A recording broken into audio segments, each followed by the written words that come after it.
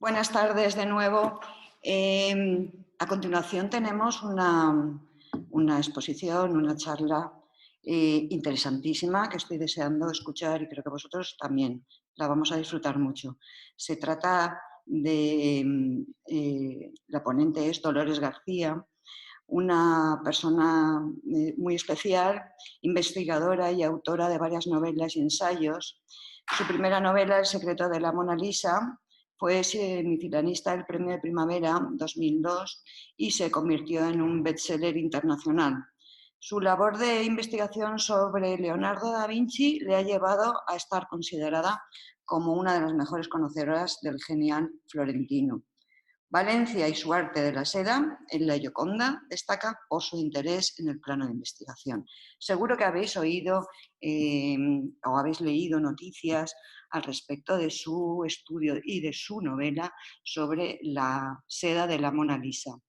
Pero para profundizar en este tema, antes quiero agradecerle la generosidad que ha tenido por aceptar nuestra invitación y ilustrarnos sobre este tema tan interesante y tan apasionante. Os dejo con Dolores y con su exposición.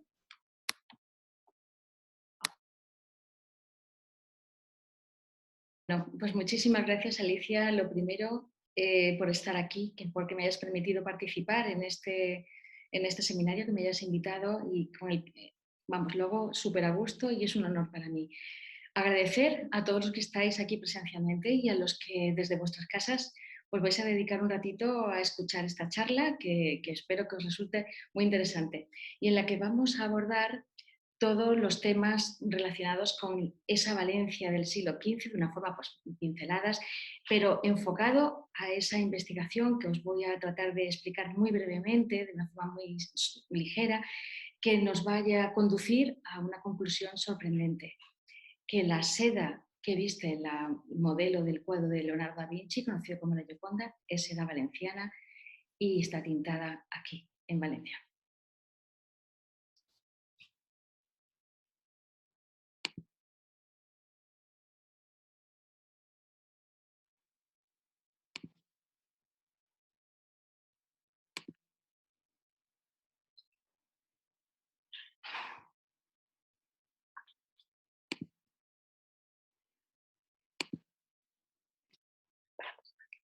Perfecto. Pues nada, vamos a empezar con la charla. Como veréis, el título es El esplendor de la Valencia del siglo XV y su seda. Y vamos a tratar de explicar por qué. Vamos a sumergirnos en esa Valencia del siglo XV, esa Valencia que recibe al cáliz, que es, en definitiva, el eje, el hilo conductor de todas estas ponencias que conforman este seminario, que es la llegada del cáliz a Valencia en 1424 por Alfonso V el Magnánimo, el rey de Aragón. Vamos a ver por qué precisamente llega este cáliz a Valencia y no va a otro sitio. Y es que Valencia en estos momentos, en 1424, ya es la capital del Mediterráneo, es la capital más importante de la península y es la ciudad que ejerce una hegemonía no solamente política y cultural, sino sobre todo una hegemonía mercantil en todo en el Mediterráneo. Y vamos a verlo poquito a poco con todas las imágenes que vamos a ir mostrando y vamos a ver que la seda valenciana, que tanto el tejido como el tinte valenciano va a tener mucho que ver con esta hegemonía, con este esplendor que va luego va a resultar, que nos va a dar pues todo un entorno favorable a que surjan figuras magníficas en la literatura, en las artes plásticas y que se va a materializar ese poderío mercantil de ilustración, de arte, de hegemonía política en un edificio magnífico, la Lonja de los Mercaderes, la Lonja de Valencia. Vamos a ir viendo a lo largo de este siglo XV que empieza con ese arranque muy malo, que ahora veremos cuál es, un momento bastante malo económicamente, pero que en las primeras décadas, en el año 24, va a traer el cáliz a Valencia, pero a lo largo de ese siglo XV Valencia va a estar detrás de grandes acontecimientos, no en la península, no en el Mediterráneo, en el mundo entero. Tanto es así que esos esos acontecimientos van a cambiar el mundo. Estamos hablando del descubrimiento de América, estamos hablando de que Valencia está detrás también de que pudiéramos descubrir o reconocer o darnos cuenta, conocer que el planeta es redondo, es esférico, pero no solamente eso, también va a influir en el hecho de la alimentación. Nos va a cambiar la alimentación a todos los europeos y al mundo entero, porque van a venir alimentos de América que nos van a cambiar nuestro modo de entender la gastronomía y bueno, los nutrientes que vamos a recibir. Pero es que no solamente va a estar Valencia detrás de eso. Valencia también va a estar detrás de una obra de arte icónica, una obra de arte que es el símbolo del arte europeo y el símbolo del arte renacentista del siglo XV-XVI, que es la Gioconda. Y vamos a ver qué relación tiene Valencia con todo eso. El primer lugar donde llega el cáliz a Valencia es el Palacio Real. Alfonso V de Aragón lo trae a la capilla del Palacio Real porque es ahí donde se alojan los reyes de Aragón cuando llegan a Valencia. Y es que Alfonso V, el magnánimo, el rey de Aragón, llega con su corte y su esposa, María de Castilla, a instalarse a Valencia, porque Valencia es el lugar más idóneo para tener la corte, es realmente el lugar de poder. En ese momento es el lugar de poder de toda la corona de Aragón. Sabemos todos que en esos momentos, en esa época, los reyes de Aragón no tienen una corte establecida fija en un sitio determinado, sino que la van haciendo itinerante. De hecho, él se va a marchar a Nápoles tras pedir un préstamo al Cabildo de Valencia, la Catedral de Valencia, un préstamo tremendo, de nada menos que de 40.000 ducados de oro. ¿Para qué? Pues para financiar las guerras que sostiene, que quiere seguir manteniendo en territorios italianos, en Nápoles. Él se va a marchar a Nápoles, ya no volverá a Valencia, pero la corte de Aragón se mantiene en Valencia. Al frente de ella va a estar María de Castilla, su esposa. Y a partir de ese momento, desde 1437, que él entrega el cáliz de la última cena, que hasta entonces, digamos, todo era fe, ¿no? El creer que ese cáliz era el de la última cena. Lo entrega al Cabildo de Valencia en 1437, lo hace en prenda, como muestra de que tiene intención de devolver el préstamo. Lo que pasa es que afortunadamente nunca lo hizo y ha quedado aquí, en la Catedral de Valencia. Primero estuvo en el altar mayor, pero luego posteriormente ya pasó a la capilla actual donde se exhibe y que es una auténtica maravilla. Veamos por qué podemos decir ahora, pero con toda la seguridad y de una seguridad científica, que ese cáliz no es cuestión de fe, el creer que es el Santo Grial, no es cuestión de fe creer que estuvo en las manos de Jesucristo o creer que estuvo en la última cena. Hay un 99,9%, por lo menos un 99% de probabilidades de que efectivamente eso fuera así. Y eso ha sido gracias a un estudio exhaustivo, científico, metódico, llevado por la doctora Ana Maffé García. Un estudio que les recomiendo que lo lean porque es una maravilla, es en este libro que la ha editado ella, y que además tiene el valor de respaldar esa leyenda y que ahora ya es ciencia, ya es una afirmación científica de que el cáliz que se exhibe en Valencia, el que custodia la Catedral de Valencia, es el verdadero Grial. Y vamos a sumergirnos en la ciudad, pero cuando digo vamos a sumergirnos es realmente meternos en sus calles, en sus barrios, vamos a ver un poquito cómo era, pero para comprender la Valencia del siglo XV y meternos en sus calles y comprender lo que vamos a ver, es muy importante que comprendamos dónde estamos y cómo funciona esta ciudad. Veamos, lo que voy a hacer a continuación de sumergirles en todo este pasaje, este paseo por Valencia o por lo menos por sus barrios y tal, es que vamos a ver el por qué Valencia se convierte a lo largo del siglo XV en ese puerto de las rutas de la seda, un puerto en un enclave estratégico económico vital para la península y para el Reino de Valencia. Y en tercer lugar, les voy a hablar de una forma, pues, en fin, es una explicación sin entrar en demasiados detalles, pero una explicación suficiente de mi estudio, de mi investigación, que me ha llevado a la conclusión de que estas ropas que lleva la modelo de Leonardo da Vinci son sedas provenientes de Valencia y tintadas aquí.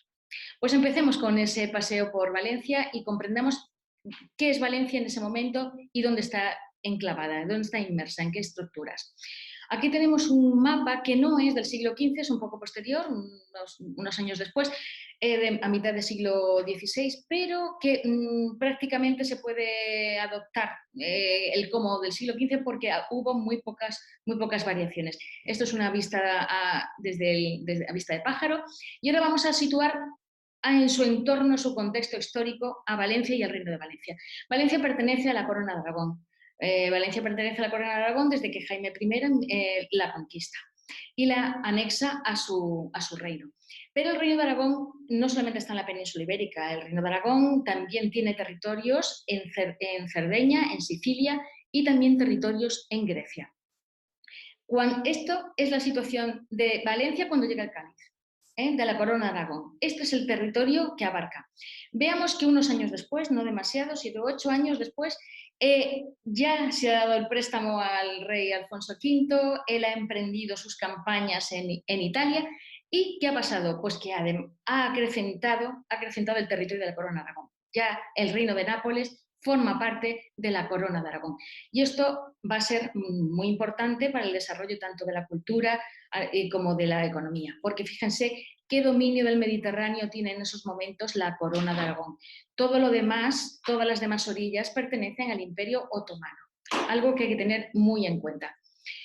¿Cuál es la situación política de Valencia en toda esta situación de la Corona de Aragón? Bueno, pues es diferente al resto de los territorios de la Corona de Aragón, porque tiene autonomía política y económica.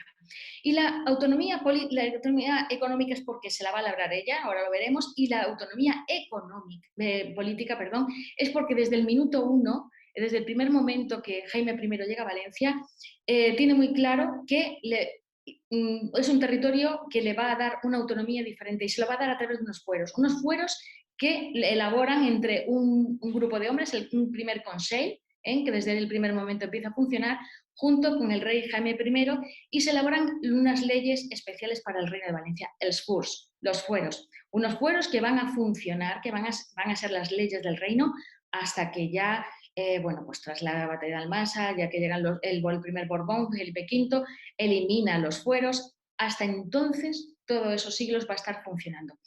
Estos fueros, además, tienen la característica de que el rey aragonés que suba al trono tiene que jurar fidelidad, si no, no se le acepta como rey del territorio del Reino de Valencia. En 1424, el rey de Aragón, ya lo hemos comentado antes, es Alfonso V el Magnánimo. Este rey es el que va a traer el cáliz a Valencia y posteriormente, una vez conseguido el préstamo, se marchará a Nápoles y ya no volverá. La corte permanece aquí, con la de la reina María permanece en Valencia. El otro pilar del Reino de Valencia y que le da solidez, tiene personalidad propia y es la que elabora las leyes junto con el rey de Aragón, son las Cortes Valencianas. Las Cortes Valencianas están constituidas por los 3 brazos estamentales: el militar, que son los nobles, el eclesiástico y el de los representantes de las villas reales, es decir, las villas que pertenecen al rey, porque las demás villas pertenecen a los nobles o bien a la iglesia. ¿Vale? ¿Esto quién lo convoca? El único que tiene capacidad, iniciativa para poder convocarlas es el rey, que es el que determina lugar y fecha, pero la iniciativa legislativa de las Cortes, que la constituyen la reunión de los 3 brazos conjunto con el rey de Aragón, la iniciativa es recíproca. Tanto puede proponer leyes uno de los estamentos como lo puede proponer el rey. A mediados del siglo XIV ya nos encontramos unas leyes que ya no tienen las mismas funciones tan puras como al principio. Es decir, en un primer momento, y va a seguir siendo así, lo que pasa es que va a predominar otra línea, las Cortes tienen una función fundamental, que es la de, como hemos comentado, que el rey de Aragón, el nuevo rey de Aragón, que asciende al trono, jure fidelidad a los fueros, si no, no se le admite.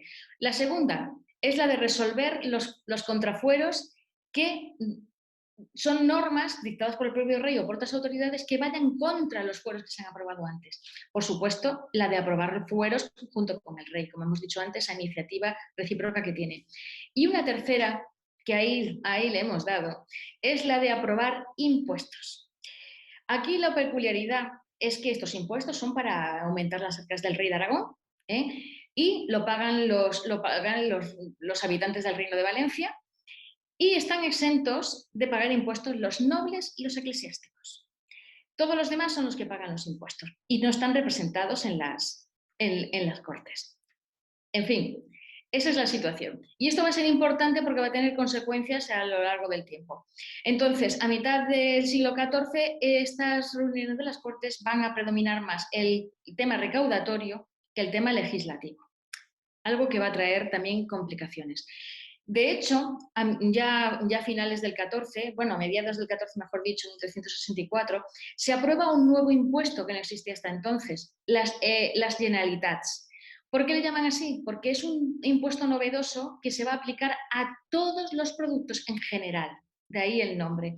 Es algo así como el IVA, nuestro moderno, hoy llamamos el IVA y entonces se llama Generalitat.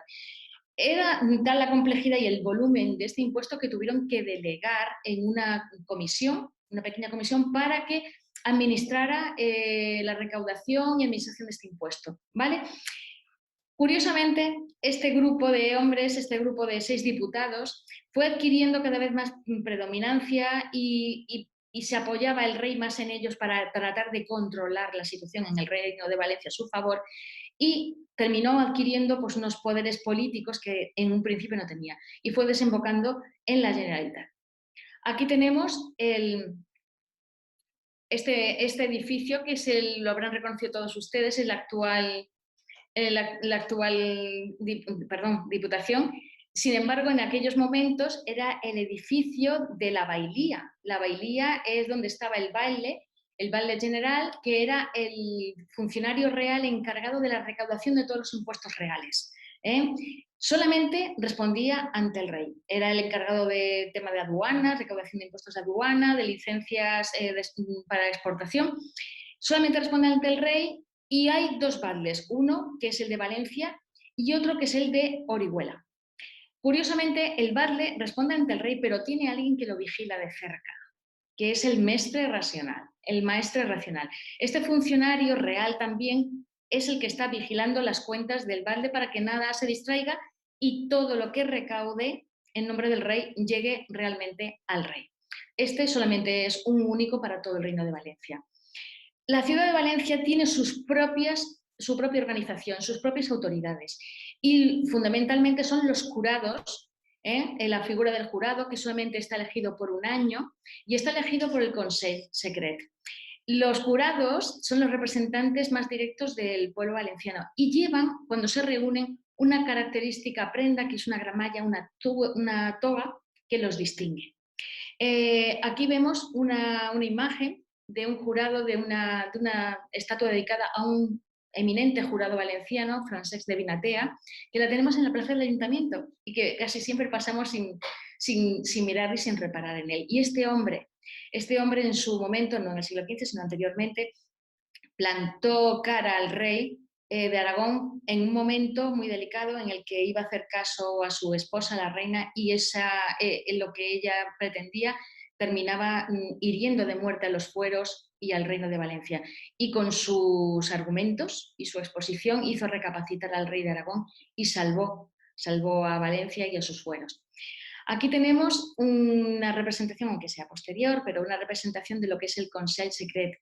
El Consell Secret era el auténtico órgano que cortaba el bacalao. Era realmente el órgano directivo de la ciudad. Era muy pequeñito, eran 6 jurados nada más. 2 de ellos eran nobles y 4 que eran prohombres. ¿Qué eran prohombres? Bueno, pues que no eran nobles, pero eran ciudadanos distinguidos y que ocupaban cargos relevantes, son notarios, registradores, en fin, ese tipo de cosas. Ellos eran los que nombraban a los jurados que formaban el Consell. El Consell era el órgano consultivo, el deliberativo, que cuando se reunían, tanto el Consell como el Consell Secret formaban el Consell General para tomar las grandes decisiones que afectaban a la ciudad y también al reino. ¿Dónde se reunían? Pues en este edificio, que es la Casa de la Ciudad. ¿Que dónde está? En ningún sitio, porque la derribaron. Actualmente lo que podemos ver es el solar que ocupaba. Está en la Plaza de la Virgen. Está justamente al lado, veréis que, si os fijáis, a la izquierda de esta imagen está al costado de un edificio. Es el actual edificio de la Generalitat Valenciana.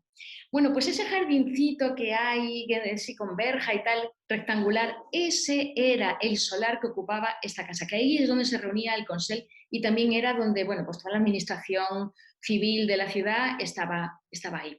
Había otras figuras muy curiosas, como justicia criminal y penal, era para administrar la justicia, pero una figura muy curiosa que no quiero dejar pasar, que es el Mustansaf, que viene de una figura heredada de la Valencia musulmana y que era el encargado de mantener el orden en el mercado y de que las pesas y medidas estuvieran ajustadas y tal. Les he puesto una imagen a la derecha de principios del siglo XX, de la lonja, cuando todavía no estaba construido el mercado central actual maravilloso que tenemos y que nos puede dar una idea de cómo era el mercado en la Valencia del siglo XV, porque no había cambiado tanto. Se formaba así. La plaza tenía una serie de tenderetes, toda la plaza del mercado, y estaba a los pies de la lonja. Esto nos puede, pues, digamos, pues, dar una idea bastante aproximada de lo que era. Y no quiero dejar pasar de nombrar una institución maravillosa que conservamos, que es el Tribunal de las Aguas. Les he traído esta imagen porque no es la idea habitual que tenemos de la representación actual del Tribunal de las Aguas. Para hacerles ver, esta es de 1831, este grabado, para hacerles ver que el Tribunal de las Aguas ha pasado por muchas vicisitudes, ha pasado por muchas épocas, y en cada época ahí estaban vestidos los jueces, pues con las prendas propias de la época. Aquí fíjense que llevan una toga, investidos en una toga que se hace ver que son jueces y que recuerda mucho a las togas romanas, a las togas de los senadores romanos. Hay una institución en Valencia, la Valencia del siglo XV, anterior al siglo XV, pero que está en ese momento, que no se puede pasar porque de largo sin mencionarla, porque es tan novedosa, es tan moderna, que asusta. Tenemos el Hospital dels Innocents, el que creó el padre Jofré, 2 siglos antes, del siglo XV. Bueno, vamos a ver, es el primer manicomio del mundo, pero es que además, vamos a ver, sitios donde encerraban a las personas enfermas mentales, había por ahí algunos, pero lugares donde se les cuidaba, donde se les trataba y se les daban terapias ocupacionales para sanarles, solamente en Valencia. Tanto es así que en el siglo XIX todavía venían los franceses a estudiar el sistema de este manicomio valenciano, y que era verdaderamente revolucionario. Y por supuesto, si hablamos de centros de poder, si hablamos de instituciones importantes en Valencia, por supuesto que tenemos que mencionar a la Basílica, tenemos que mencionar a la Catedral de Valencia, Santa María. Centro de poder religioso, político, económico, todo, lo concentra todo. Y además alrededor de ella van creciendo los barrios, va repartiéndose todo lo que Valencia necesita. Y por supuesto que en el corazón de la catedral, pues late ahí en silencio una reliquia maravillosa, la más importante de la humanidad, el Grial, el Santo Cáliz de Valencia, que, como les he comentado antes, ahora se encuentra en esta maravillosa capilla que estamos presenciando, una preciosidad, pero que en su momento fue depositada en el altar, junto al altar mayor en Valencia. Pues ya que conocemos más o menos cómo funciona esto y qué autoridades nos están dirigiendo y cómo funciona Valencia del siglo XV, vamos a meternos un poquito en sus calles. De momento en los barrios. Aquí tenemos una visión cenital, una vista de pájaro de los barrios, de los distintos barrios que conforman la Valencia del siglo XV. Verán que hay un círculo más o menos, una zona rodeada con el color morado, que es la que está en torno, es el barrio que está en torno a la Catedral de Santa María.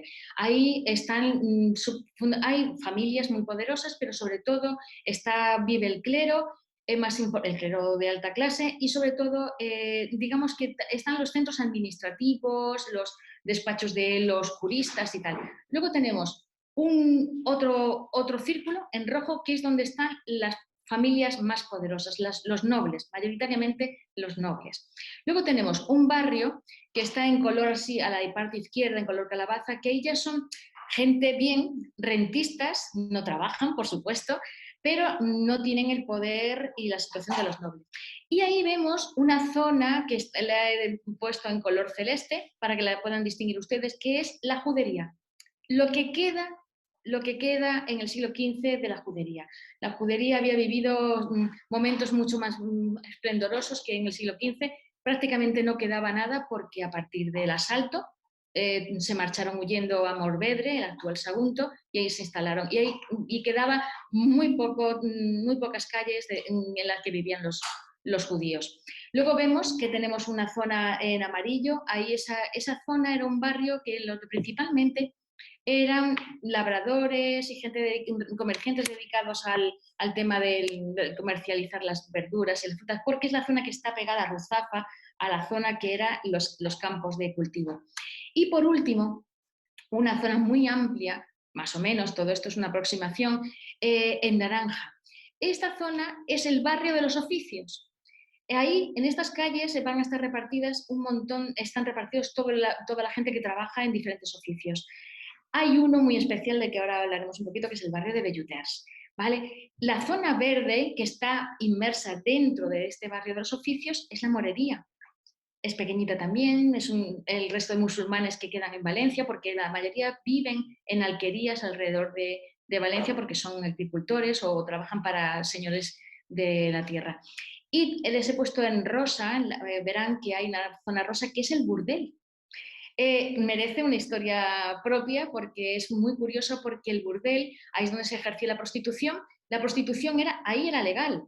Fíjense si era legal, que estaba protegida por el Consell y por los jurados. Es decir, las prostitutas, si ejercían ahí era legal, lo que no se permitía era la prostitución fuera de los muros del burdel, porque en un principio no, pero luego posteriormente se le hace una valla y tiene una puerta de control con su portero, tal y que cual. Ellas tienen unas casitas con su huerto y están protegidas, por decirlo así, por un hostelero que es el que gobierna su situación, ¿vale? Y le hace préstamos y tal. El burdel no se le permite la entrada ni a judíos ni a musulmanes, solamente es para cristianos. Y estas mujeres están cuidadas en el sentido de que 2 veces a la semana son visitadas por un médico o ellas acuden al hospital general, pagado por el Consell, por los jurados, para mantener la sanidad de la ciudad. Si una mujer enferma, una prostituta enferma, esta mujer se le va a mantener hasta que cure, se le pagan sus medicinas, es decir, es un sistema muy avanzado en el que no hay un reproche, vamos a ver, moral. Está claro que la prostitución nunca ha estado bien vista, pero no viven la denigración que viven en épocas posteriores, incluso en la actual. Pues esto es una de las características más curiosas de Valencia, porque además su burdel tenía fama internacional y fue visitado hasta por el rey francés, Francisco I. Este barrio de los oficios, aquí les he puesto 45, pero había hasta 55 calles dedicadas a los oficios. Una de ellas, donde nos encontramos, aquí la sede del Aula Crial, la calle de Cabillers, la calle dedicada a todo lo relacionado con el cabello, peluqueros, pelucas. Había calles muy curiosas, como por ejemplo, les he destacado algunas, porque todas son curiosas, pero por ejemplo, la de la hierba me hizo mucha gracia porque era la calle donde se les daba hierba a los caballos cuando llegaban a Valencia cansados del viaje. Ahí se les surtía de hierba fresca para que se repusieran los caballos. O por ejemplo, la calle de la Tapinería, el carrete de Tapinería, que era una calle muy vistosa, que queda en las crónicas, porque los tapines son chapines, son zapatos que, digamos, de marroquinería, de telas de vivos colores, bordados, y todos esos zapatos estaban puestos en las paredes de los talleres de toda la calle, y era una calle de un colorido que tenía fama, por lo visto era una auténtica preciosidad. Y luego una observación curiosa, que es que había 2 calles del Teixidors. Digo, bueno, ¿esto por qué? Bueno, pues porque no es que se hubieran equivocado, es sencillamente que unos eran el teixidors de seda y otros eran el teixidors de otro tipo de lana, de hilo. Es decir, hasta en ese punto estaba distinguido los oficios en la ciudad de Valencia. Y el barrio de Belluters, que se irá formando en torno al gremio de Belluters, de los terciopeleros, de los tejedores de seda. Este edificio terminará siendo el Colegio del Arte Mayor de la Seda, pero posteriormente, porque en principio lo compra el gremio de Belluters y con el tiempo ya, digamos, se les ascenderá a la categoría de arte mayor de la Seda y será la sede de su colegio. En torno a este edificio, que lo compraron al lado del Hospital General, por eso la calle se llama del Hospital, y que el Hospital General actualmente ahora es lo que queda de él, es la Biblioteca Municipal de Valencia. Pues en torno a esta sede, a lo largo del siglo XV y XVI, se va a desarrollar todo un barrio industrial lleno de dinamismo, de actividad industrial de seda. Y otro barrio muy interesante, muy importante en todo este desarrollo de Valencia, es el de los tintoreros. El de los tintoreros estaba pegado al burdel porque el tema de la tintorería, pues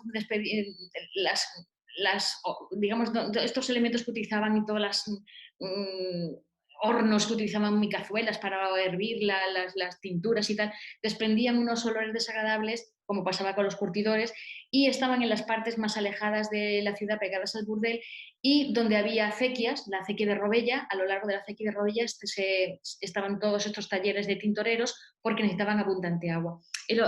El proceso de tintura era muy engorroso, muy difícil y requería mucha habilidad. Por eso los tintoreros de Valencia tenían fama internacional, porque manejar los tintes, los colorantes caros, tan escasos y tan caros, no se podía confiar a cualquiera. Sin embargo, los valencianos habían desarrollado una técnica que conseguían un acabado magnífico con unos colorantes muy escasos y caros de conseguir, como era la grana y como era el pastel, y el índigo, y el índigo, que es el añil. Esto va a resultar muy curioso, porque era un auténtico lujo poder vestir sedas tintadas por los valencianos, porque el lujo de la seda, de vestir seda, no solamente estaba en el hecho de vestir seda, sino en los colores en los que estaba tintada. De hecho, el azul, el verde y el rojo estaban reservados a las clases más poderosas, porque el colorante era tremendamente caro. ¿De dónde se conseguía la grana? Pues fíjense, pues de un bichito así es inmenso, es muy pequeñito, se lo estoy aumentando en esa imagen para que lo puedan ver.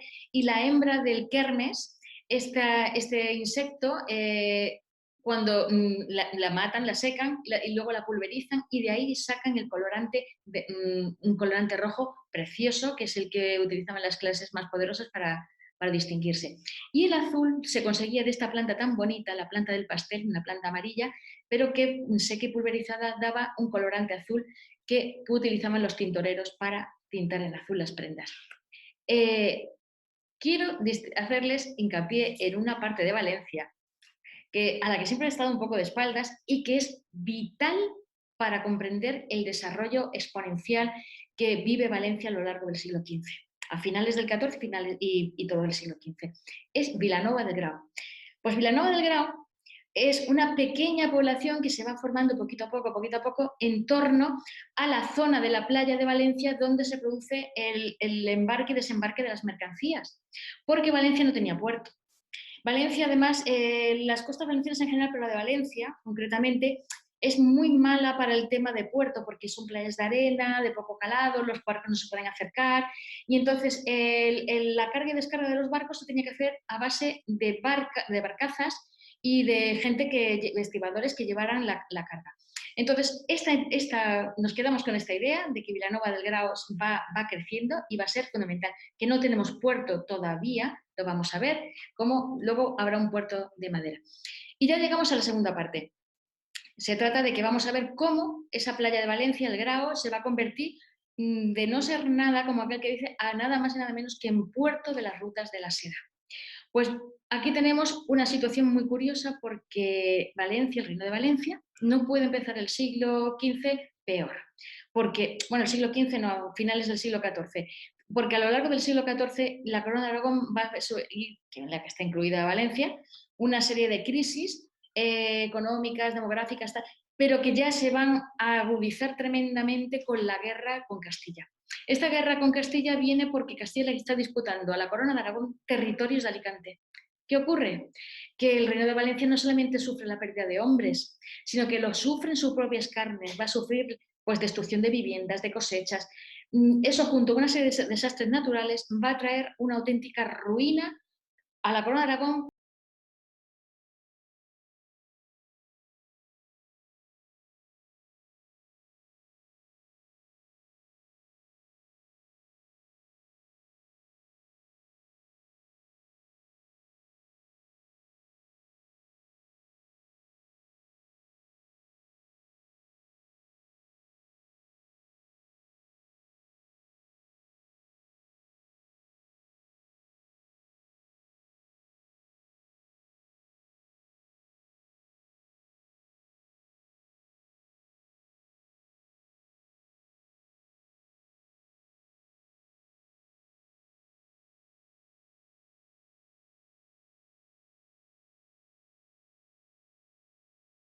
parte de la corona de Aragón.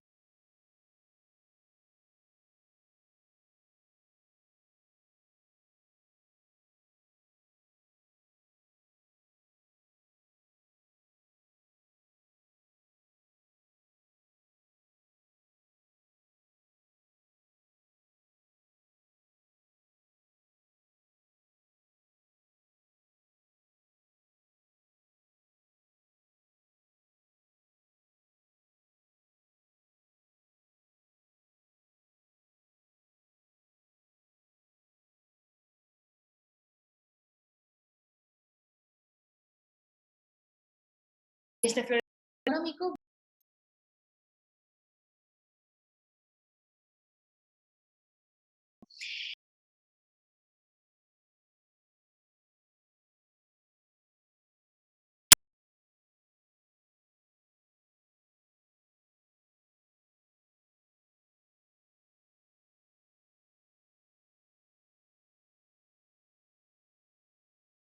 valencianos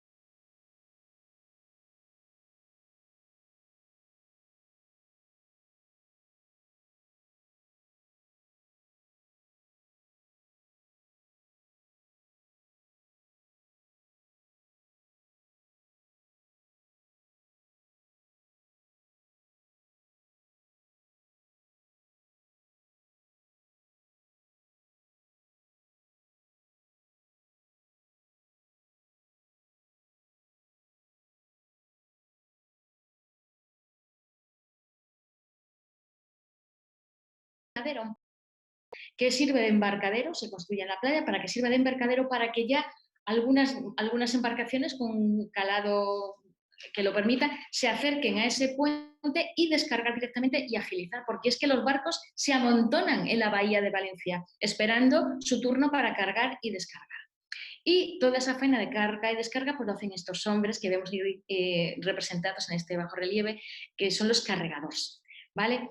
¿Qué ocurre? Bueno, pues donde hay trasiego de mercancías hay impuestos. Bueno, pues al rey le falta un tiempo para, desde tiempos inmemoriales, de que empieza a funcionar la playa del Grao como puerto, para colocar una tabla con su tablallers, con su libro, donde va a anotar todas las entradas y salidas de mercancía para cobrar el peaje de mar. Para toda mercancía que quiera entrar a Valencia, a pagar el peaje.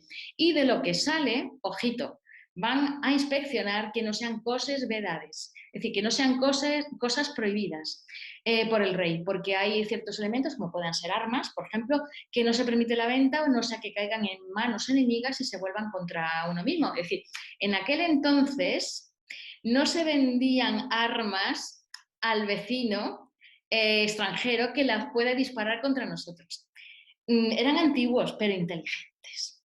Y esto es una de las cosas más curiosas porque traigo aquí en esta imagen un libro de registro de las cosas vedades y del pH de mar, escrito por un taulaller, que es de estas joyas que tenemos afortunadamente en el archivo del Reino de Valencia. Aquí tenemos un libro de recaudación con sus anotaciones. Esos símbolos tan curiosos que ven ahí son las marcas del propietario del barco, que le representa su marca. Ya había marcas. Bueno, todo este movimiento de mercancías, tal y que cual, la seda, va y viene, ¿esto qué supone? Un enriquecimiento tremendo de la ciudad de Valencia y de todo el Reino de Valencia en general, porque también el Sports, también con sus lanas, que las compran sobre todo los toscanos, los florentinos, y que se exportan a través del puerto, todo eso es dinero para el Reino de Valencia. Todo eso se va a materializar en una nueva lonja, porque la que había se quedaba pequeña, ya no cabían todos los mercaderes, los propios y los extranjeros, ya no caben, y tienen que hacer una lonja magnífica que además quieren los jurados, y los mercaderes quieren que se demuestre el poderío económico y financiero y el arte de Valencia, que es la lonja del Mercaderes de Valencia, que haya quedado para orgullo de todos. En una segunda etapa de la construcción de la lonja añadieron un pabellón que es el del Consolat de Mar, que aquí vemos una imagen, que aquí es donde se dilucidaban los temas relativos a los pleitos en el comercio marítimo, que es que, claro, imagínense, todos los días había problemas. Y las leyes que iban dictando este Consolat de Mar se iban recogiendo en el libro del Consolat de Mar. Este registro de leyes va a ser importantísimo porque va a ser el origen del derecho marítimo internacional. Este apogeo económico, pues, ¿qué conlleva? Pues también un apogeo cultural. Si la gente tiene mucho dinero, ya quiere pues, adornar sus casas, sus iglesias, tal, con obras de arte. Aunque no había el concepto de obra de arte, pero sí con cosas muy bonitas. Entonces encargaban a los artesanos, que luego se consideran artistas, pues obras magníficas, como es el caso, vamos a hacer un repaso muy ligero de pintores como Lluís Dalmau, John Salperis, que fíjense qué joyas del gótico, una auténtica maravilla. Y aquí en las partes plásticas tenemos al escultor Damián Forment. Esto es nada más nada menos que el retablo mayor de la Basílica del Pilar. La de Huesca también es de él. Y son auténticas joyas. Y les he traído esta pequeña obra de Dalmau, que es una preciosidad, esta piedad, que no me he resistido a mostrársela porque es tan delicada y conmovedora que bueno, nos cuenta todo lo que es este apogeo cultural de Valencia. No solamente un gótico brillante y magnífico que se exporta a otros territorios, sino también que Valencia va a ser la puerta por donde entra el Renacimiento italiano. De mano nada más y nada menos que de un Borgia. Rodrigo de Borgia era el obispo de Valencia y cardenal en Roma. Cuando en 1472 Rodrigo de Borgia viene acompañado con su corte y con pintores y con escultores italianos y tal, y viene a Valencia y se le recibe como un auténtico rey, bueno, pues él pasa una temporada aquí y en esa temporada contrata para la decoración de la bóveda de la cúpula de la Catedral de Valencia a dos pintores que ha traído con él, que nada más y nada menos nos van a dejar unas pinturas maravillosas que la de los ángeles músicos. Ahí está la muestra de ese renacimiento adelantado. En literatura, ¿qué les voy a contar? Ausiàs March, su cuñado Jonas Mortorell, que bueno, pues es el autor de Tirant lo Blanc y curiosamente estaban emparentados. Tirant lo Blanc es la primera novela moderna de la historia. De hecho, hasta Miguel de Cervantes la aplaude y la salva de la quema. La primera escritora valenciana es Sor Isabel de Villena, una mujer culta, refinada, y que su obra póstuma Vita Christi precisamente va a competir con la obra de Joan Martorell, con Tirant lo Blanc, y le va a superar en ventas. Es muy curioso porque fue un auténtico éxito de ventas en su época. Hay muchísimas figuras de la literatura valenciana que no vamos a detallar porque son muchísimas. Lo que sí les quiero hacer ver es que fíjense qué agudeza de vista de negocio tenía la burguesía valenciana, porque enseguida se dieron cuenta de que imprimir libros con la imprenta de Gutenberg era un buen negocio. Y fíjense si era así, que a lo largo del siglo XV se abrieron 30 talleres de imprenta en Valencia, nada más y nada menos. El título de quién era la primera, si Salamanca o Valencia, se lo disputan estas dos ciudades, pero sí que es verdad que consta el registro de que Salamanca había una imprenta, su primera imprenta abrió en 1472, pero lo cierto es que en 1474 ya Valencia tenía tantas obras editadas que nos hacen pensar que ya llevaba mucho tiempo funcionando. Ahora vamos a pasar a lo que es explicarles mi investigación sobre el tema del vestido de seda de la Gioconda. Antes de eso, quiero hacerles una puntualización. El valor de la seda. El valor de la seda por sí misma ya era muy importante, era un auténtico lujo, era el tejido de la élite en el siglo XV, si en el siglo XIV era la lana, en el XV va a ser la seda. La burguesía ya quiere vestir y puede hacerlo, puede pagárselo como la nobleza y quiere aparentar su estatus social, quiere mostrarlo. En la Loja de Valencia es donde se comercializan todas esas fibras de seda que vienen de Granada, que es la mejor, la conocida como seda española, de Málaga y de Almería, también de Murcia. Y ahí se comercia con ellas, con esas fibras, y lo compran talleres de tejedores valencianos y también lo compran agentes comerciales florentinos y de otros lugares de Italia. Ahí se compra y fíjense si era reconocida y tenía prestigio la fibra de Granada, que se pagaba, era más cara, a 2,10 dineros, mientras la de Messina, que era italiana, a 1,10. Era una de las más caras en la cotización entre el arte mayor de la seda de Florencia. La seda de Granada, esto es muy importante, la compraban los florentinos. Y es que no solamente la compraban los florentinos, desde siempre, desde la Edad Media, la seda ya había sido seda de reyes. Es decir, la burguesía no se lo podía pagar, ni siquiera existía entonces, pero ya la compraban los reyes. Y aquí les traigo un documento que encontré en el archivo del Reino de Valencia, un documento magnífico que es un recibo de que se le está pagando a un mercader valenciano las piezas de seda y de satén que ha comprado el mayordomo de los reyes, del rey de la corona de Aragón, del rey de Aragón, para la infanta de Aragón. Ya estaba la realeza muy, muy concienciada de que la mejor seda que podía encontrar era la de Valencia. Como les he comentado antes, la revolución que suponen los velluters genoveses que vienen es un cambio total de paradigma frente a la tradición valenciana de pequeños talleres, de pequeños telares. Se opone estos talleres, estos telares de grandes dimensiones y que son capaces de producir a una velocidad entonces asombrosa. Además, no solamente es la revolución tecnológica lo que traen los genoveses, es que también traen un concepto distinto de empresa, una empresa única que se encarga desde la compra de la fibra, el tintado, la confección y la comercialización, algo que va a hacer que entren en colisión los tintoreros, los tejedores de seda tradicionales con los velluters, algo que va a determinar mucho el devenir de Valencia y posteriormente después del descubrimiento. Y ya entro a explicarles brevemente esta investigación. Venga, aquí tienen ustedes, la habrán reconocido perfectamente, es el cuadro de Leonardo da Vinci, la Gioconda, el que está en el Louvre, y que, bueno, siempre se ha discutido quién es la modelo. Vamos a dejar esta cuestión zanjada.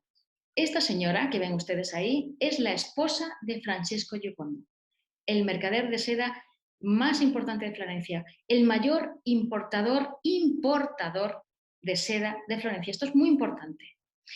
Esta señora ya ha quedado definitivamente y documentalmente demostrado, aunque sigan diciendo incongruencias por ahí, de que esta mujer es la esposa de Francesco Giocondo. Hay un documento de la época de 1503, la época en la que empezó a pintar Leonardo da Vinci ese cuadro que han visto ustedes, que está en el Louvre, un documento manuscrito, una notita al margen que encontró el doctor, un profesor alemán, el doctor Weiss-Profs, lo encontró en la biblioteca de la Universidad de Heidelberg.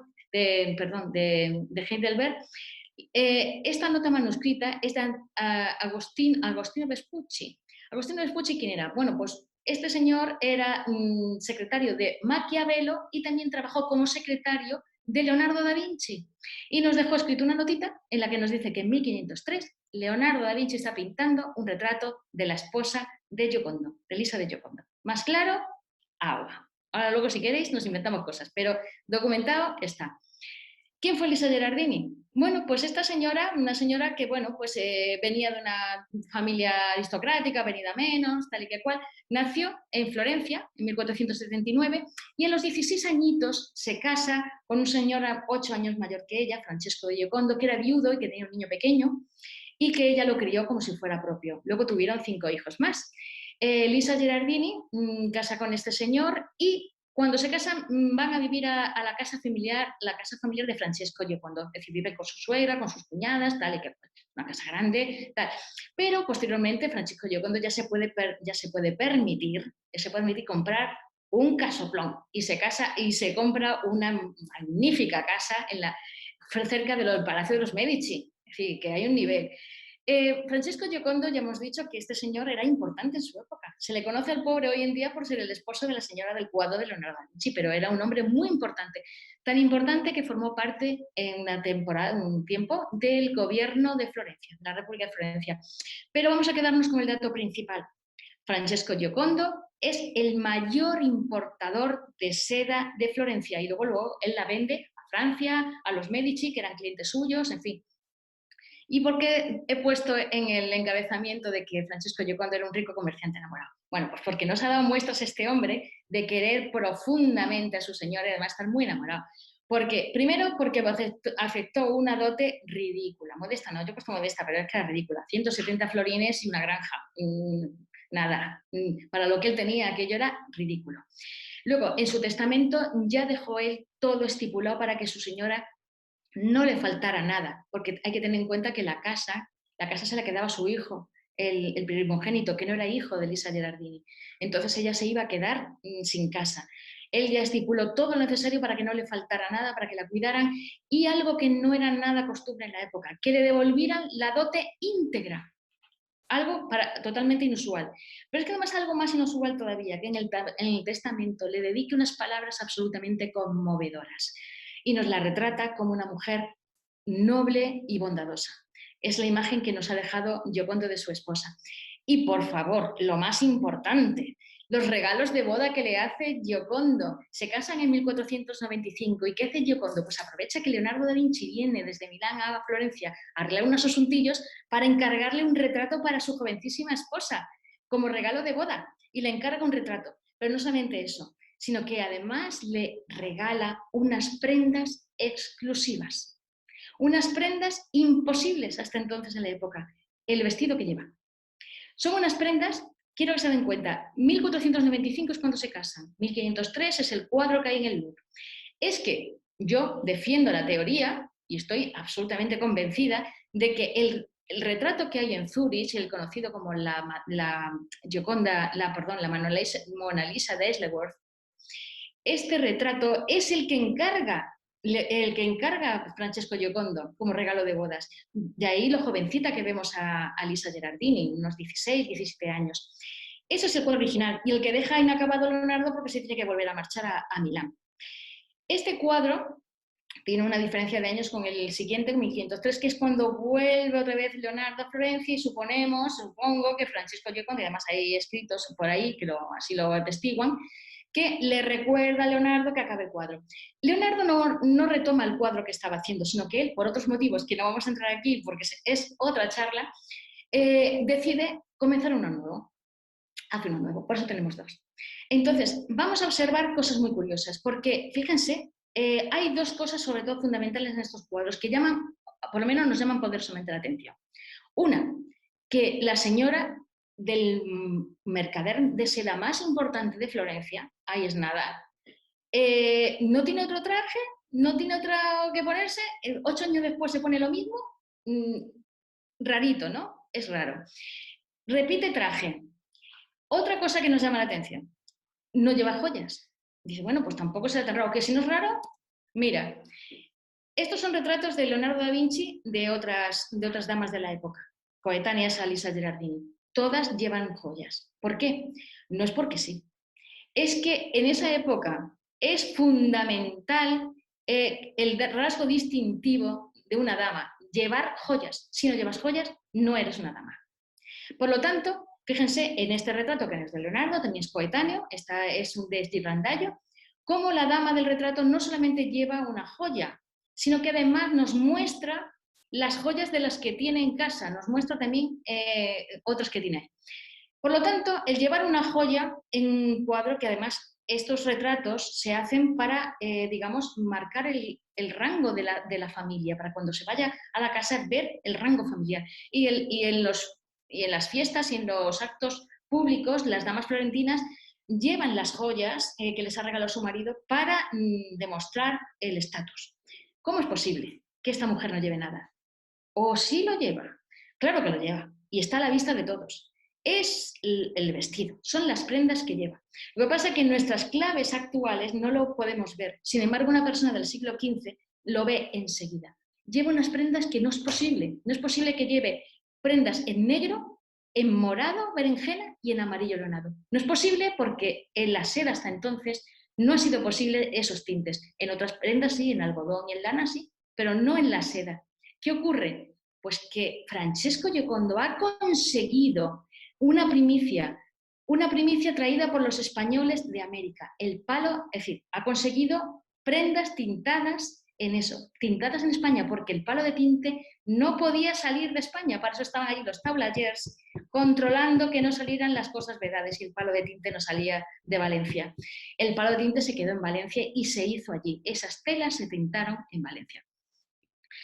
¿Cómo se tintaba hasta entonces? Pues se tintaba con vegetales, el zumaque, con las raíces del acoro falso, con agallas, pero no se podía conseguir una seda con esa intensidad de negro, con esa brillantez y sobre todo con la durabilidad, porque a la primera lavada se volvía pardo.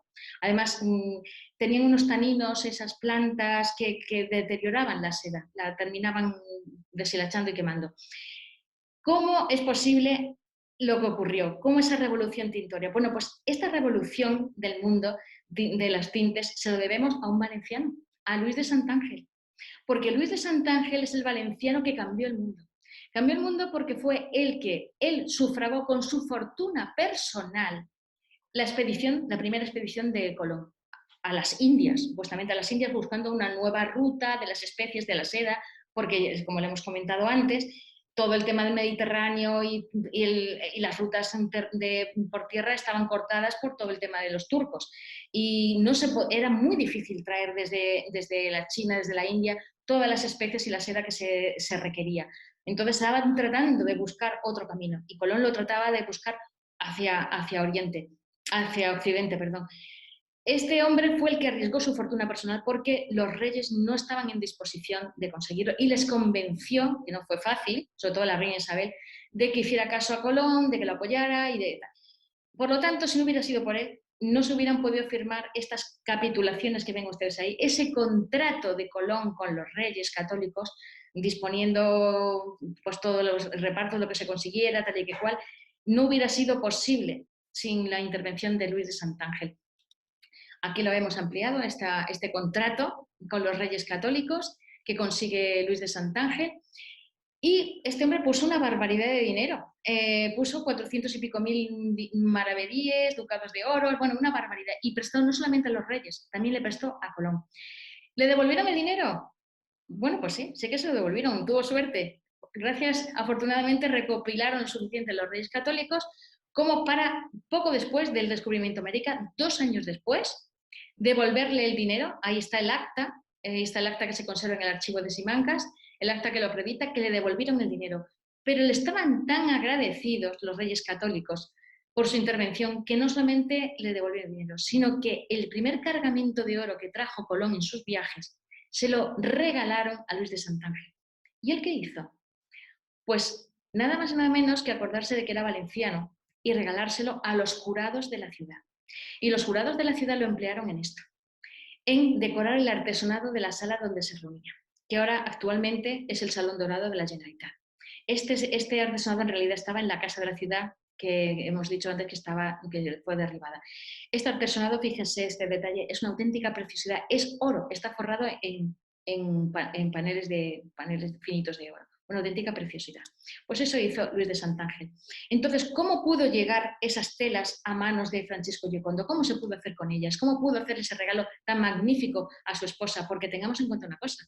Desde el retrato de Mona Lisa ya no vuelve a haber sedas tintadas en esos colores hasta 70 años después, que es cuando empieza España, el rey Felipe II, a comercializar el palo de tinte, porque no se habían dado cuenta de las posibilidades que tenía. Esto es muy fuerte, siempre nos pasa igual a los españoles, es que somos así, pero tenemos tesoros y no los explotamos. Pues, ¿cómo pudo hacerse con eso? Pues nada más y nada menos que, fíjense este detalle, este es el recorrido del primer viaje que hizo Colón. Colón no toca tierra continental, son islas lo que recorre en su primer viaje y ya anota en su diario de a bordo una serie de notas que nos hacen, bueno, nos deja claro que ha encontrado plantas tintoreas, árboles y hierbas tintoreas, pero que no las conoce, que no sabe lo que son. Es decir, no son conocidas en Europa. Esto es una ampliación que está un poquito desfigurada, veo, del recorrido de las islas, para que vean que no toca tierra, esto es muy importante. Y esto es una de sus anotaciones. Una semana después de tocar tierra, una de las islas, la isla que él bautizó de la Española, actualmente la República Dominicana, él anota que hay muchas hierbas y muchos árboles que valen para pinturas en España, pero que no los conoce. Y en noviembre también en la Española, en la misma isla, deja una anotación en el que el contramaestre de la niña ha encontrado un palo de tinte, tal y que cual, que se lo guarda y que se lo va a llevar a los reyes. Colón le llevó a la vuelta, en 1493, le llevó a los reyes muestras de palo de tinte. Lo que pasa es que eso se quedó ahí, nadie hizo nada con eso, no se sabe el destino de esos palos, no se sabe qué ocurrió. Y lo curioso es que poco después vuelve otra vez Colón y hace un segundo recorrido. Los reyes le preparan una armada, bueno, magnífica, de 17 barcos, y vuelve otra vez a las mismas islas y ya las recorre con más detenimiento. Y quiero que os fijen un detalle. El recorrido de Colón, fíjense que está en la parte, el mapa de arriba, compárenlo con el de abajo, cómo coincide prácticamente con los tintales, con los actuales lugares de tintales de palo de tinte, palo de Eck, ahora se conoce como el de Campeche, pero ahora explicar por qué, el palo de Eck, que hay, que quedan, porque están prácticamente esquilmados, pero fíjense cómo coincide. En la parte izquierda hay más abundancia, eso es parte continental, es la península del Yucatán, ahí eso era todo, toda la península estaba llena de los palos de tinte.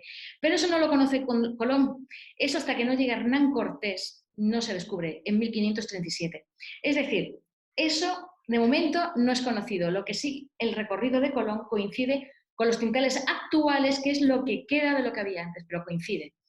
Y Colón dice en su segundo viaje, en las anotaciones ya más preciso, no dice que no lo conoce, sino que ha encontrado Brasil, el árbol del Brasil. El árbol del Brasil es este que están ustedes viendo, que le llamaban así porque Brasil de ardiente, de que estaba en brasas.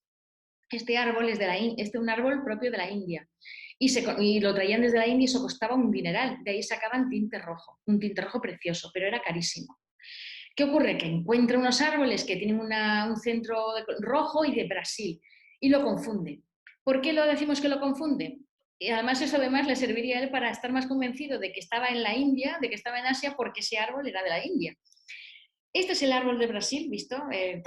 El auténtico árbol de Brasil. Pero ¿qué ocurre? Que el árbol de Brasil se descubre posteriormente en el continente, no en las islas. En las islas no había palo de Brasil, solamente en un territorio que luego llegan los portugueses en 1500. Por cierto, 3 meses antes había llegado Yáñez, pero es igual, se lo han adjudicado los portugueses y no vamos a discutir. En 1500 llegan a Brasil y se encuentran con un territorio absolutamente selvático de palo de Brasil. De ahí el nombre de este país. ¿Qué ocurre? Que el palo de Brasil no crece cerca del mar. El palo de Brasil no crece en sitios húmedos como los tintales que encontró Colón. Fíjense el parecido que tiene el Brasil en su interior. Fíjense el que tenemos a la izquierda, el palo de Brasil auténtico, con el que tenemos a la derecha, que es el palo de tinte. No es raro, hay que comprender, y además la corteza es muy similar, color grisácea, que se confundirán. Y el aspecto externo, sin ser igual, pues también tiene bastante parecido. Y teniendo en cuenta que estaría todo completamente, ahí están separados porque están prácticamente esquilmados, tanto el palo de Brasil por los portugueses como el palo de tinta por los españoles, los británicos, los franceses, los holandeses y los italianos. Aquí estos árboles estarían todos absolutamente juntos y es fácil de que se confundieran. Este es el palo de tinte. Estos son una parte de tintales. Y la característica es que crecían en lugares húmedos. No podía ser palo de Brasil como creía Cristóbal Colón. Esto es lo mismo de antes para que vean ustedes el parecido. Por lo tanto, en 1495, y nos queda la prueba del retrato que pintó Leonardo da Vinci a Lisa Gerardini, la esposa de Francesco Giocondo, ya hubo prendas, por lo menos estas que consiguió él, estas piezas de tela, que fueron tintadas con ese palo. ¿Por qué? Porque solamente el palo de tinte es el que se consigue esos colores, solamente el palo de tinte. Se encontraron otras sustancias, otras plantas, pero solamente esta es la que lo consigue. ¿Qué oportunidades tuvo Giocondo de conseguir esas piezas de tela? Bueno, pues porque entre 1493 que llega por primera vez, que regresa por primera vez Colón, hasta 1495, 2 añitos nada más, que se casa Francesco con Lisa, pues nada más y nada menos que hubo 3 oportunidades de conseguir piezas de tela tintadas con esto. ¿Por qué? Porque se hicieron pruebas, seguro, con las muestras que iban trayendo de América, de las Indias, que creían que eran las Indias. ¿Qué ocurre? No se sabe lo que ocurrió con la de los Reyes Católicos, no le hicieron caso, pero seguro, porque iban tintoreros a bordo de los barcos, porque iban italianos, acompañaban italianos a Colón que estaban relacionados con mercaderes de seda, más incluso su amigo de toda la vida, Michel Cuneo, genovés como él, que era precisamente era tejedor. Todas estas personas, fijo que cuando llegaron otra vez a la península, contaron lo que habían visto, escondieron muestras, de alguna manera distrajeron muestras, ellos y más gente. Y como no podía salir de España esas muestras, el sitio donde primero debieron probar nada más y nada menos es los amigos de Luis de Santángel, porque el primero en saberlo fue Luis de Santángel. Y Luis de Santángel era amigo de muchos de los jurados de Valencia, íntimamente ligado a ellos. Fijaos como todo lo que encontraba bueno lo mandaba para Valencia y fijo que se hicieron aquí las pruebas. Tanto es así que debieron ser únicas y los agentes comerciales que tenía Francesco Giocondo debieron ser los que le consiguieron las muestras y de esas piezas de tela se las enviaron. Y ahí se quedó todo. ¿Por qué? Qué lástima. Pues porque además de que se había probado que el palo de Eike era capaz de una serie de colores, no solamente el negro, el amarillo y tal, fíjense estas muestras que hay ahí, además el rojo intenso, azul, muchos más.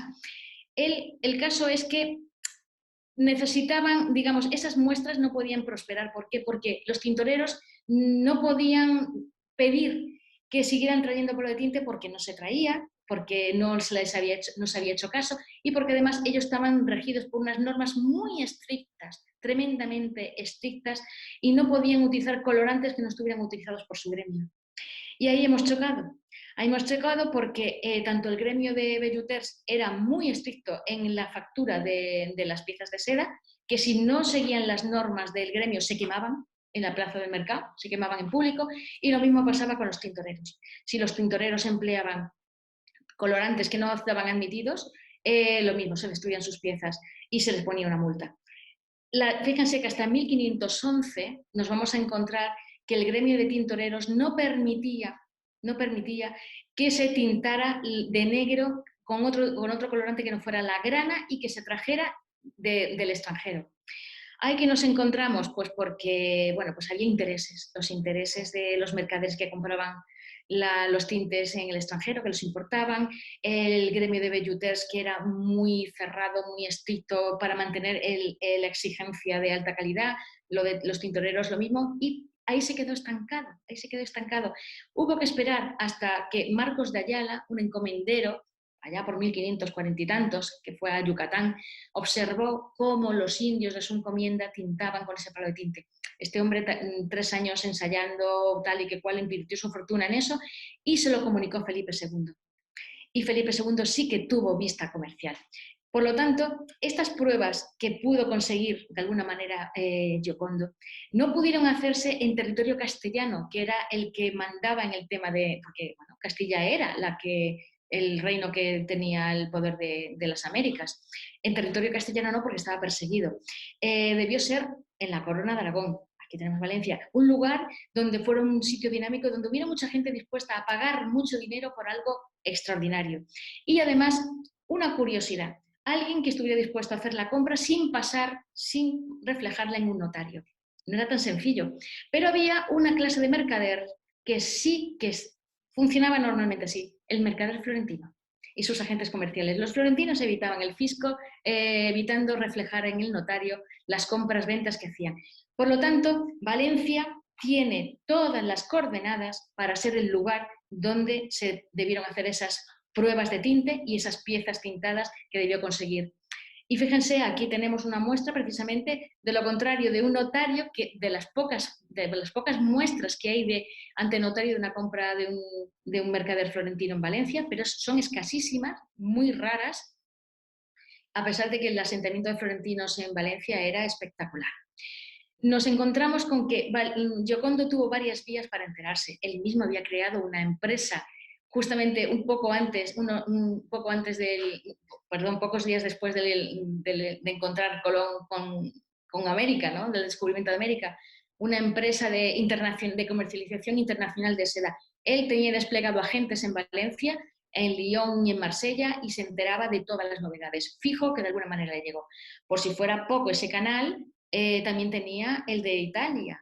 El duque de Milán, el Ludovico Sforza, en 1494 ya tenía noticias del palo de tinte, de los nuevos tintes encontrados en América por los españoles, que no llegaban allí porque estaban las aduanas cerradas para eso, pero ya tenía conocimiento de todo lo que estaba pasando. En 1494, en la corte del duque de Milán, ¿sabéis quién estaba? Pues Leonardo da Vinci, sin ir más lejos. Con lo cual, el círculo se nos va cerrando. Es decir, realmente tuvo muchos canales y muchos otros que no conocemos para enterarse de lo que estaba pasando en España y lo que estaba pasando en Valencia respecto a los tintes. Así que hasta 1565 no se retoma de nuevo en la comercialización del palo de tinte. ¿Qué ocurre en toda esa época? Bueno, pues que el mundo va deprisa, empieza a moverse muy deprisa. El centro comercial ya se va desplazando de Valencia hacia Sevilla porque las nuevas mercancías, los nuevos tintes, allí sí que van prosperando, pero en Valencia no. Valencia se queda anclada y atrapada en su propia exigencia de calidad y se queda anclada en el tiempo. Se va desplazando, por un lado, el centro comercial, el puerto comercial ya no es Valencia, ya es Sevilla. Y el centro textil tampoco es Valencia, es Toledo. Y Valencia se queda relegada, sigue produciendo, tal, pero ya no es ese poderío, esa hegemonía que tenía. Ya se queda como centro productor de seda para Toledo, al igual que Granada, al igual que Málaga y al igual que Mérida. Sigue produciendo una seda de una altísima calidad, de hecho estaban atrapados en esa exigencia de calidad, pero no admitían los nuevos colorantes. Por desgracia, eso fue lo que pasó, pero bueno, para el bien del conjunto de la península, Felipe II tuvo mucho a vista y cuando a Marcos de Ayala le manda esas muestras, le manda las noticias de lo que ha encontrado, de esa joya que ha encontrado, ve el negocio. ¿Y qué hace? Pues que ese negro cuervo exclusivo del palo de tinte para la seda, pues él se viste de arriba a abajo en seda tintada en color negro cuervo, el del palo de tinte. No porque estuviera de luto, no porque estuviera triste, ¿no? No porque no le gustaran los colores, sino porque él era el marketing de la marca España. ¿Qué ocurrió? Pues que su imperio era el más grande del mundo, abarcaba todo el planeta. Todos los poderosos del mundo y sobre todo de Europa a imitar al hombre más poderoso de la Tierra. Todos a vestir de seda, tintada en palo de tinte. El monopolio del palo de tinte le dio a Felipe II unas ganancias fabulosas. Lástima que, bueno, pues no se administran en los sucesivos, en sus sucesores, pues no progresara esta norma y de administrar bien los bienes, pero en la época virreinal de Felipe II ya se dispara el consumo y se convierte el palo de tinte en una fuente de ingresos magnífica. Hoy en día el negro cuervo sigue siendo símbolo de poder y de autoridad. Lo tenemos en las togas de los jueces, de los fiscales. Lo tenemos también en símbolo de elegancia, en los smokings de los smokings de los hombres y en los trajes de gala de las mujeres. Y por lo tanto, aquí tenemos ya el final de esta charla en el que mostramos con orgullo que nuestra lonja de Valencia, nuestra seda valenciana, y el poderío de la Valencia del siglo XV está inmortalizada en la obra más icónica del arte europeo, en la Gioconda. Ese amor de Francesco Giocondo por su esposa ha ido más allá, ha trascendido mucho más allá de sus intenciones, de mostrar con orgullo su esposa y el poder que había conseguido. Ha conseguido mostrar la excelencia de los artesanos velluters de Valencia, de los tintoreros y de todo lo que hizo Valencia por el mundo. Descubrir un nuevo continente, descubrir que la Tierra era redonda, traernos nuevos alimentos y sobre todo cambiar toda la mentalidad del mundo y traernos una nueva ruta de la seda. Muchísimas gracias por haberme escuchado y por haber atendido hasta este momento. Muchas gracias por todo.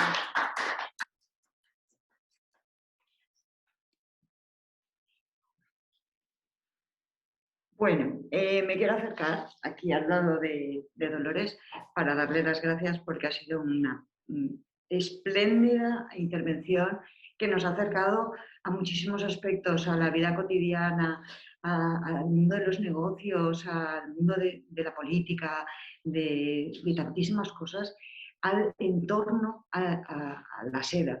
Y con esta espectacular, este espectacular hallazgo, este colofón sobre la Yoconda. Eso tengo que agradecer de corazón, porque pues, pretendíamos que fuera un seminario con mucho fundamento y Dolores ha planteado una perla espectacular con esta conferencia. Mañana tenemos más sesiones, la última sesión por la mañana, empezaremos a las 11:30 con María Gómez, la de la pintura, que también se prevé muy interesante, y con Arturo Weir, que hablará sobre la literatura y la mirada del capellán Alfonso el Magnánimo. Buenas noches y hasta mañana. Gracias a todos. Gracias, Alicia.